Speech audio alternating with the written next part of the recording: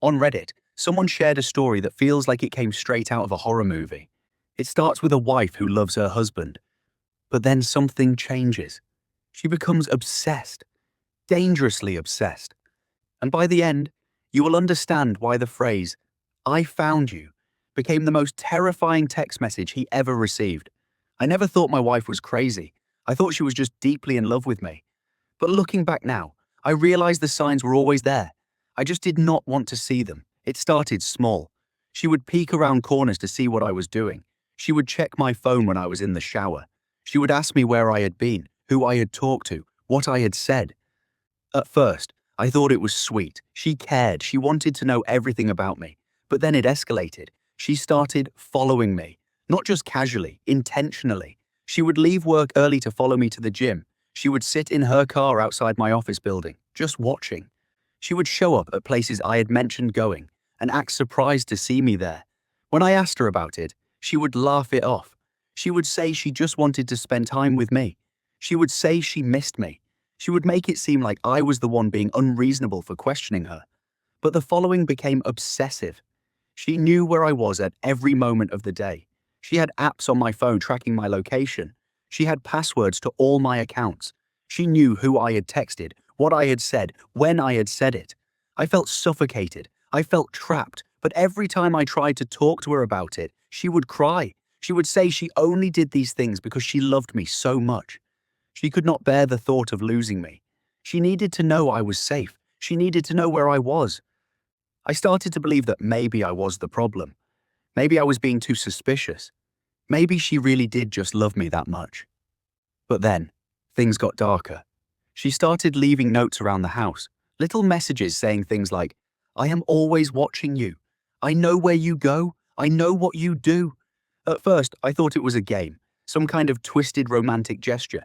Then I found the photographs. There were dozens of them, hundreds actually. Photos of me at the gym, photos of me at work, photos of me at restaurants with friends, photos of me walking down the street. Some of them were taken from angles where I could not even see her. She had been documenting my entire life without my knowledge. When I confronted her about it, she did not deny it. She did not apologize. She just stared at me with this cold, empty expression and said, "I need to know you are real. I need to know you exist when I am not watching you." That is when I realized this was not love. This was obsession. This was mental illness. And I was scared. I tried to leave. I packed a bag and told her I was going to stay with a friend for a while. I needed space. I needed to figure out what was happening. She did not fight me. She just smiled. And she said, "You can run, but I will find you. I always find you." I left that night. I did not tell her where I was going. I turned off my phone. I tried to disappear. For 3 days, I felt safe. I felt like I could breathe again. I stayed with my friend and tried to process what had happened. I started looking into getting a restraining order. I started thinking about divorce. On the 4th day, I got a text message from an unknown number. It said just 5 words. "I found you. Where are you?" My blood went cold. I had not told anyone where I was. I had not used my credit cards. I had not contacted anyone from work or my family. There was no way she could have found me, but she had. I never found out how she did it. I do not know if she hired someone to follow me, or if she had some kind of tracking device on me that I had not found. But she knew exactly where I was. That is when I realized that no matter what I did, no matter how far I ran, she would find me. Her obsession was not something that could be reasoned with or negotiated with. It was absolute. It was complete. It was inescapable. I do not know what would have happened if my friend had not convinced me to call the police that night. I do not know if she would have shown up at the door. I do not know if she would have hurt me. What I do know is that her obsession had crossed from love into something genuinely dangerous. And the scariest part was realizing that I had almost believed it was normal.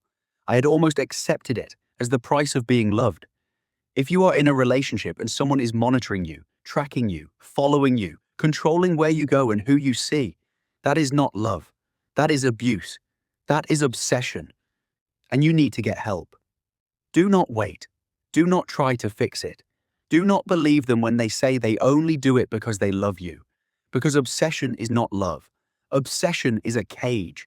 And once you are inside, it is very hard to escape.